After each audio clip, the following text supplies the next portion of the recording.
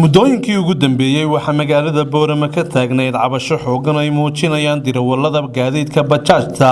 ee magaalada Boorama kuwaas oo si cad uga cabanayay cashuur kordhinay dawladda hoose ee Boorama ay ku soo rogtay ka fariintan maayirka aan u diray waxa weeyaan waa 100,000 anagu ma awoodno ee arintaas dib ugu noqo oo wax kala la dhig anad gaar waxa laga qaaday 35 maanta waxa ka dhigay 100,000 oo lacag 100,000 ma awoodna dib halkan ka keenna anagu uma shaqeyno yomkii ka qaadi jiray 35 saleebaan markuu yimid wuxuu leeyahay 100 ku bixiya marka taas waanu ka cabanayna mana awoodo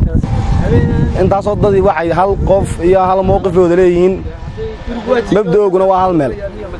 meeyirka magaalada Boorama Saleebaan Xasan Xadi oo ah meeyirka magaalada Boorama oo weheliyo barasaabka gobolka Awdal ayaa waxa uu ka hadlay cashuur kordhinta ay dawladda hoose ee degmada Boorama ay ku soo rogeen waxaynu ognahay maalin dawlad cashuur inay qaar ciladeeyeen ay wax khaldan ka sheegeen cashuurtu waa waajibka dalka lagu dhisayo wadada aanu dhisayno cashuur baanu ku dhisnay oo cashuurta laga hadlayo ciltiro waad maqlaysaa hawsha waxaan ugu talagalnay dadka inaad u sheegtaan haddaad weeriyaaltiin inaad tiraahdo war cashuurtu waa waajib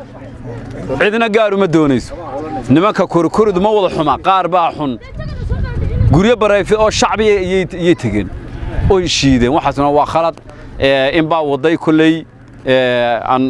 sawiradoodana hayna qaarna live baan u haynaa waxa noqonaysa sharciyada la waafajin doona shacbiga waan u adeegaynaa iyaga iyo basasku markay qabsadeen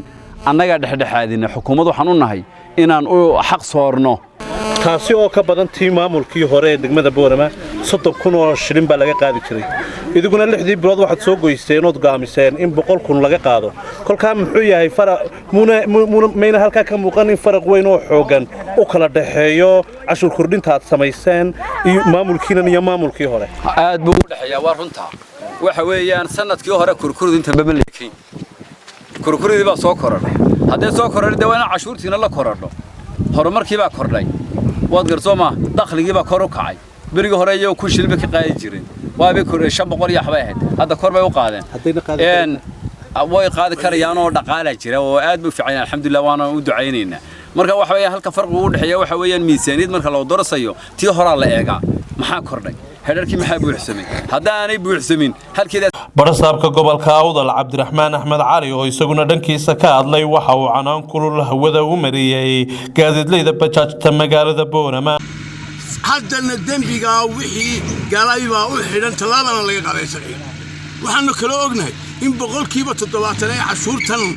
yeeleen oo bixiyeen boo shaqaysanayaan masodan baa loo joojinaya loo baabiinay oo inta laga qaaday qaar oo 70% aqbalay oo ay bixiyeen baa 30 kamid loo joojinaya ma dhacayso saasi ku wasqanaysa dhanka kale mas'uuliyiintani ayaa waxay ka hadleen dhismaha jidad ka socda magaalada gudaheeda